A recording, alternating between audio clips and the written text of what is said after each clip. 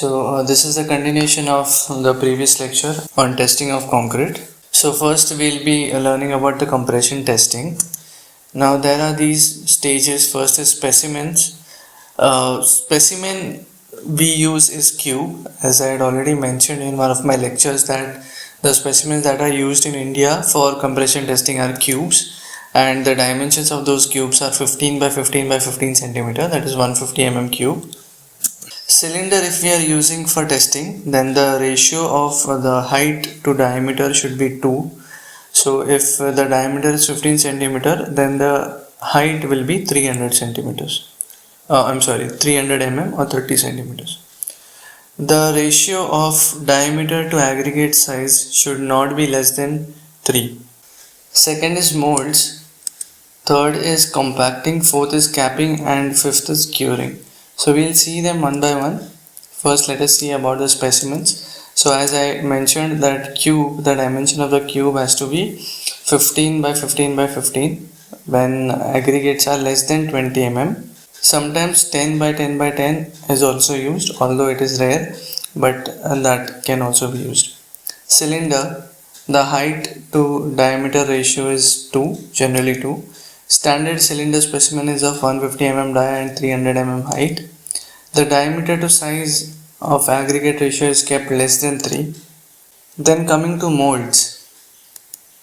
Steel or cast iron mold is preferred. Height tolerance is plus minus 0.2 so the tolerance that is allowed for this height is plus minus 0.2 Then the angle tolerance is 90 degrees plus minus 0.5. So this angle between the two plates has to be 90 degrees plus minus 0.5 degrees is okay. Interior face plane variation. So this interior face that you see where the concrete is going to stick to the walls of that mold, that variation should be around 0.03 This that is the surface roughness. That has to be only 0.03 Base plate should provide leak resistance. That is when you pour the concrete slurry, when you pour the concrete mix into it, the slurry of the concrete should not leak from these base plates. Greasing of the surface is done before using and also to prevent leakage. So the interiors of these molds have to be greased so that it is easily taken out. Your specimen can be easily taken out, and also the slurry will not leak through the gaps. Cylinder mold thickness should not be less than 3 Cylinder mold has provision to be opened longitudinally. So this is a normal cylinder mold, and you can see it can be opened longitudinally. Next is compacting. So compaction should be done in such a way that neither segregation and latency, that is cement and fine aggregate that rise to the top when excess water is added, that is called as latency. So generally what happens, if you add more water, then you will see some water is coming on top of the surface. That should not happen, and that is not allowed also. That is called as a latent mix or latency. And compaction needs to be done in such a way that it doesn't happen. Concrete is filled into layers of 5 cm or deep concrete, with the placing scoop moved around to ensure uniform distribution of concrete in the mold. So this placing scoop has to be moved around thoroughly, and this depth of the layer that we are putting, it should be around just 5 cm. So we will not be pouring the concrete entirely together. We have to place it in the layers of 5 cm. Compacting by hand. Number of strokes per layer should not be less than 35 for 15 centimeters cube. So generally we get a tamping rod, and using tamping rod we give strokes such that the compaction happen, and those number of strokes should not be less than 35 for 15 centimeter cube. Number of strokes per layer should not be less than 25 for 10 centimeter cube. And if we are compacting it by vibrator, this is how the vibrator machine looks like. Each layer is vibrated till sufficient condition is achieved. So we have to check till what point we have to do that vibration. Okay, it should not be kept there for a long time, otherwise it will cause segregation of aggregates. Next is capping. So you see this top portion, that is called as capping. Capping is required for an even distribution of load. So when you put this under the CTM, that is compression testing machine, the load will be applied on the capping surface, and that evenly distributes the load. Also, because the top portion of cylinder might not be even, or it might not be plane surface. Therefore, when the load, if you have not capped it, if you are putting directly the load on the cylinder, the load dissipation will be on an uneven surface, which will cause some local failures on the top surface. Therefore, this capping is required. Capping is applicable to cylindrical specimen. Generally, it is seen in cylinders that the top is not completely plane surface, as would be required for testing, which I was just talking about. Hence, it has to be capped. This is not the case with cubes, because cubes are tested sideways and not on the cast surface. So, the mold of the cube is like this, right? Let's say this is the mold of the cube. So even if you fill the cube here, you will not have to test it on this surface, not from the top surface. You can test it from the side surface, which is plane, and therefore you get a planar surface for testing the concrete.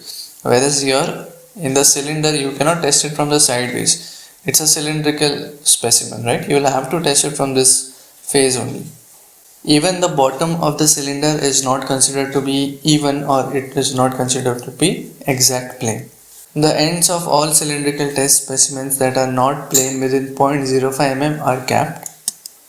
The capped surfaces are not departed from plane by more than 0.05 mm and shall be nearly at right angles to the axis of the specimen. So if this is the axis of the specimen, this has to be at like a right angle to it. Capping is generally done after 4 to 5 hours of casting.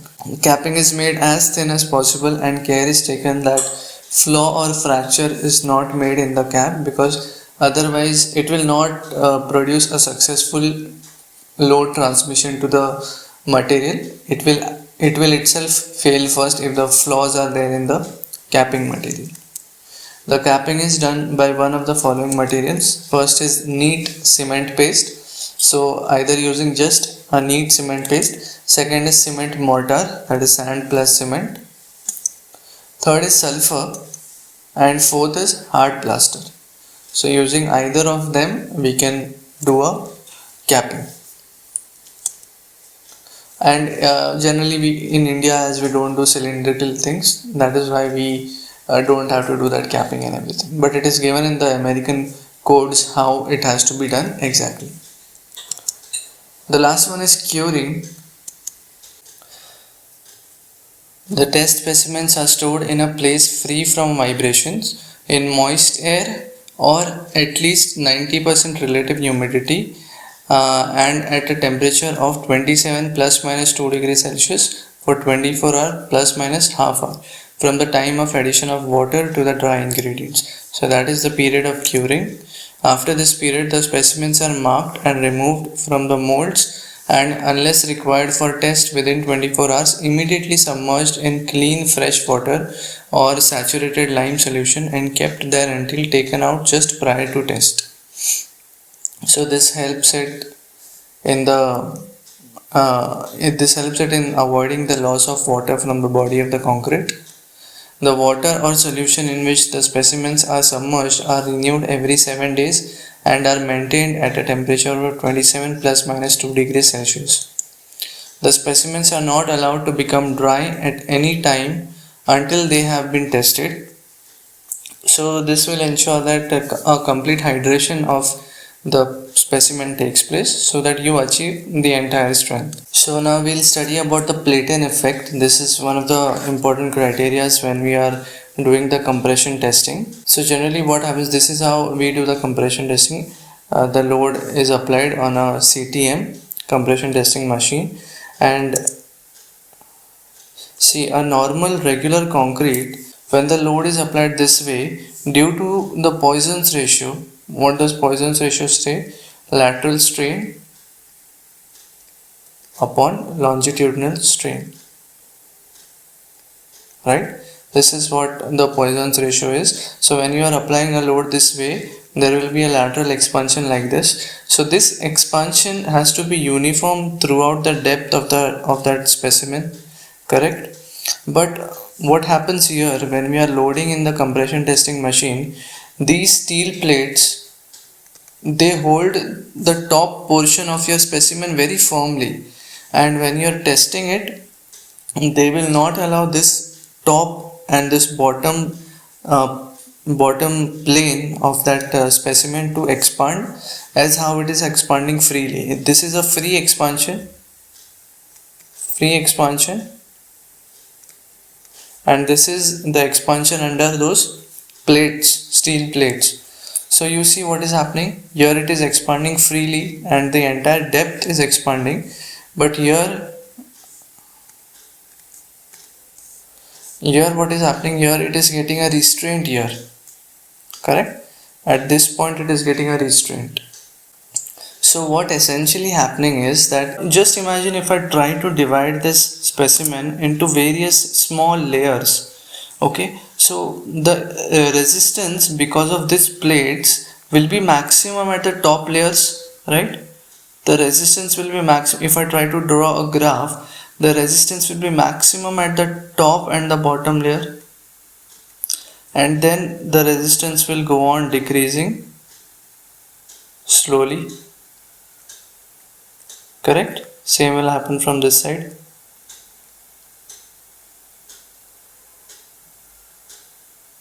Why will be the resistance maximum here? Because the top and bottom steel plate is holding these two layers very strongly, and therefore it will not allow these two layers to expand, and therefore the resistance to lateral expansion will be very strong. As we go deep inside the concrete body, the resistance will go on decreasing, which is seen in this also, that these two layers are not allowed to expand, but as we move down, the expansion slowly increases. Platens are the top and bottom plates used for testing the concrete cylinders. The steel platens undergo very little lateral expansion. The lateral strain in platens is just 0.4 times the concrete lateral strain. Thus, this restricts the lateral expansion of concrete near the platens. The degree of restraint depends on the friction provided between the platens and the top and bottom surface. So, if the top and bottom surface are providing enough friction between the platens and the body of the concrete, then definitely there will be a lot of resistance developed at these 2 points. And generally the friction is enough because we are putting a lot of vertical load, and friction is what?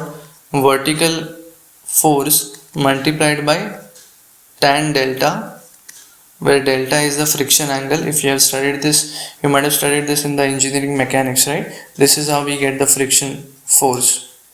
So more the vertical force, more will be the friction resistance.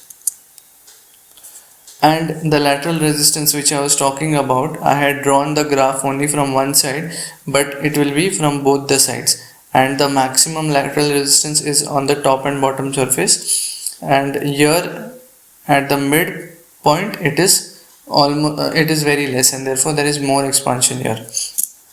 You can see how the concrete breaks. So sometimes the cubes break in that definite pattern. The Platen effect can thus be reduced by reducing friction between platens and the concrete. This is achieved by applying grease to the top and bottom surface of concrete. So how to remove this Platen effect is by applying grease to the top and bottom surface of the concrete. the magnitude of lateral resistance decreases as it moves away from the plate ends. This what I explained you. As a result, there is an undamaged cone of height equal to root 3 by 2 d, where d is the lateral dimension of the specimen. So this is that undamaged cone, because here this, because of this Platen effect, it is holding it tightly. It is not allowing this much cone to expand, right? Therefore, there is an undamaged cone and the height is equal to root 3 by 2 d, where d is the lateral dimension of the specimen. The specimen is longer than about 1.7 times d. A part of it will be free from the restraining effect of the plating. So if the specimen is greater than 1.7 times d, then this lateral resistance will eventually become zero. So it will look something like this.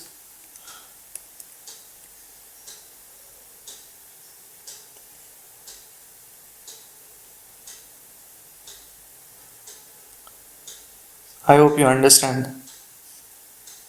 So the lateral resistance will look something like this, and at this point you will have zero lateral resistance. So that happens if the height of the specimen is greater than 1.7 times the diameter of it, or the lateral dimension of it.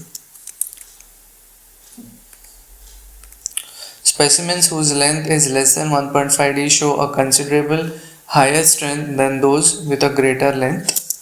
Due to this reason, the Platen effect extends over entire height of cube, but in cylinder some part remains unaffected due to greater height. So in a cube, since all the sides are equal, that is height is what, 1.1 times d. Height is 1 times the dimension, lateral dimension in a cube. But in a cylinder, we studied that height is 2 times the lateral dimension. And what it says is that if the specimen is longer than 1.7 times d, it will be free from, some part will be free from the Platen effect. So in cylinder, some part remains unaffected, but in cube, the entire part undergoes that lateral resistance. Thus, for same concrete, strength of cube is generally greater than strength of steel. Because why it will be greater? Because it is providing a lateral resistance, and this much part remains undamaged, and only this much part will fall off, or it will be expanded laterally. Therefore, it will give you a greater compressive strength, which is actually a not true estimate of the strength of the concrete. Therefore, cylinders, the testing of cylinders is much more better as compared to the testing of cubes. An empirical formula says that strength of cylinder is around 0.8 times the strength of cube. So this was it for today's lecture. In the next lecture, we'll be continuing more with this topic. Till then, take care. Thank you.